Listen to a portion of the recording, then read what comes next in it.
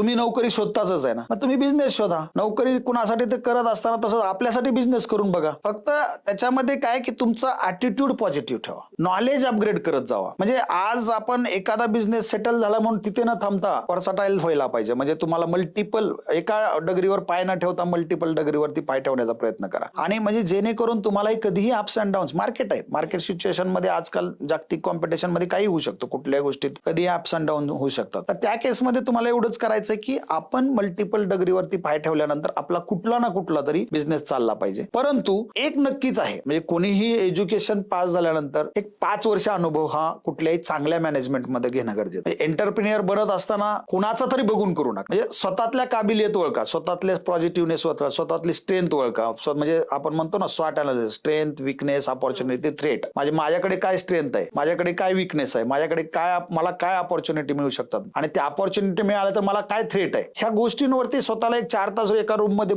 खोलीत बंद करून घ्या आणि स्वतःच विचार करा आणि मग ठरवा की आपण कुठला बिझनेस करायचा किंवा कुठल्या स्टेपला जायचं. Definitely will get the success, कारण तुमचे आन्सर तुम्हालाच मिळतील. आणि त्याच्यामुळे बिझनेस आणि नोकरी यात जमीन आसमानचा फरक आहे. बिझनेस बिझनेसच आहे आणि आपल्या म्हणजे वी आर रिअली प्राऊड की आपण भारतामध्ये आहेत. भारताकडे सगळ्या जगाचं लक्ष आहे आता आणि जी अपॉर्च्युनिटीज भारतात मिळणार आहेत आणि त्यातल्या त्यात पुन्हा आपण सगळे नशीबवान आहेत की पुण्यासारख्या ठिकाणी आणि एवढ्या पावनभूमीमध्ये आहेत जिथे आपला मोठा हब आहे. म्हणजे जे भारतातला मुंबई नंतर किंवा मुंबईच्या इक्वलच आता पुण्याचा हब आहे आपला, जिथे अपॉर्च्युनिटीची कमतरताच नाही. फक्त काय कारण नका शोधू.